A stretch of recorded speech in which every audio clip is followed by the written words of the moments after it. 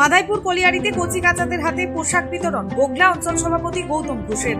মাদাইপুর colliery ভুইয়াপাড়ায় মানবিক উদ্যোগে কচি কাচাদের নিয়ে বাজারে গিয়ে কচি কাচাদের নিজের পছন্দ মতো নতুন জামা ও প্যান্ট তুলে দেওয়া হলো। একই সঙ্গে গোগলা গ্রাম পঞ্চায়েতের সমস্ত বিআরপি ও ডিসিভি কর্মীদেরও সম্মান জানানো হয়। মোট 50 জন শিশুর হাতে জামা ও প্যান্ট বিতরণ করা হয়, যা এলাকা জুড়ে আনন্দের পরিবেশ সৃষ্টি করে। পাশাপাশি গোগলা গ্রাম পঞ্চায়েতের সমস্ত ভিআরপি ও ডিসিভিদের হাতে শাড়ি তুলে দেন গোগলা অঞ্চল সভাপতি গৌতম ঘোষ।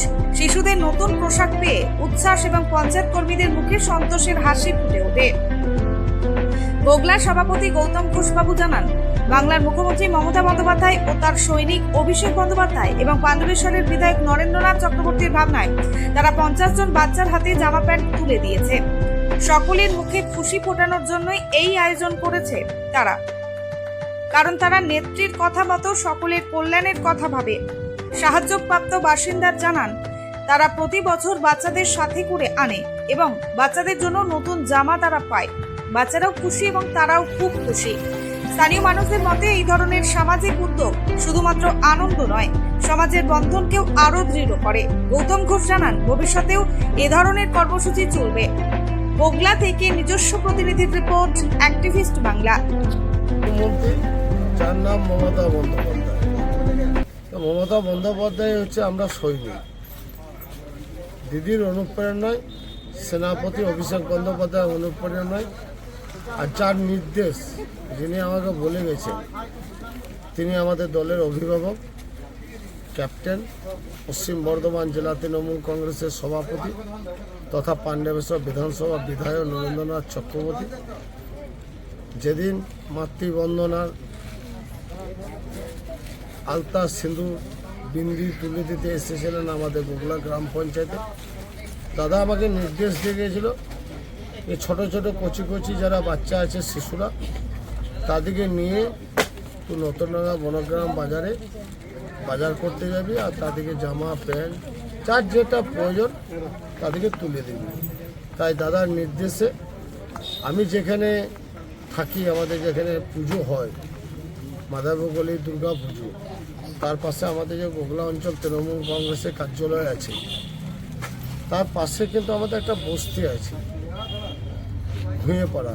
সব সমাজের মানুষ ওখানে বসবাস করে। তো প্রতিবারের ন্যায় এই ছোটো ছোটো বাচ্চারা আমার কাছে আসে, আমার আনন্দ লাগে, ভালোবাসা পায়। সেই ভালোবাসা, এই দুর্গাপুজো একটা বাঙালির বড় উৎসব। এই উৎসবে সবাই যেন নতুন জামা কাপড় পরে দুর্গাপুজো যে ঠাকুর দেখতে যায়। বিগত দিনে দাদা মায়েদের হাতে শাড়ি তুলে দিয়েছে বসন পড়া মায়ের অনুষ্ঠানে, মাতৃবন্দনার মাধ্যমে সিঁদুর, আলতা, বিন্দি তুলে দিয়েছে। আমরাও যারা শাড়ি পাই নাই, দু একজন যারা বাকি আছে, দাদা নির্দেশ দিয়ে তাদের হাতে শাড়ি তুলে দিচ্ছি। এবং এই সকল যে পাশে আমার বস্তি আছে, তাদের ঠাকুরমা, দাদু দীর্ঘদিন আগে, কেউ ঝাড়খণ্ড, কেউ বিহার, কেউ উত্তরপ্রদেশ, সেই জায়গা থেকে এখানে কোম্পানি আমলে সার্ভিস করতে এসেছে চাকরি হিসেবে। তারপর তারা বিগত দিনে বহুদিন আগে রিটায়ার্ড হয়ে যায়।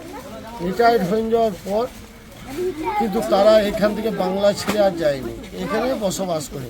তাদের এখানে ভোটার কার্ড, রেশন কার্ড, আধার কার্ড সব কিছু তাদের হয়েছে। তা আমার পাশে এই বস্তির ছেলেরা থাকবে আর তারা এই দুর্গাপুজোর সময় নতুন জামা প্যান্ট পরবে না, সেটা কি ভালো হয়? তাই মমতা বন্দ্যোপাধ্যায়ের সৈনিক হিসেবে জেলা সভাপতি, বিধায়কের নির্দেশে আমার মনে হলো যে দাদা আমাকে ঠিকই বলে গেছে। কচি কাচা থেকে নিয়ে, শিশু থেকে নিয়ে, তাদের সাথে তাদের দুজন গার্জেনকে সাথে নিয়ে এসে আজকে 50 জন ছেলে মেয়ে যারা শিশু, তাদেরকে জামা প্যান্ট তুলে দিলাম। আর তুলে দিতে পেরে আমি খুব খুশি, খুব আনন্দিত। কারণ এই দুর্গা উৎসব হচ্ছে বাঙালির সব থেকে বড় উৎসব। তাই জাতি, ধর্ম, বর্ণ নির্বিশেষে সবাই মিলে আমরা একসঙ্গে যেন পথ চলতে পারি। আপনারা জানেন, ধর্ম যার যার, উৎসব কিন্তু সবার। তাই আজকে খুব আনন্দ লাগছে যে ছোট ছোট বাচ্চা থেকে নিয়ে আজকে দোকানে এসে বাজার করছি, এর থেকে বড় পাওনা কি আছে? কারণ বাচ্চারাই তো নারায়ণ।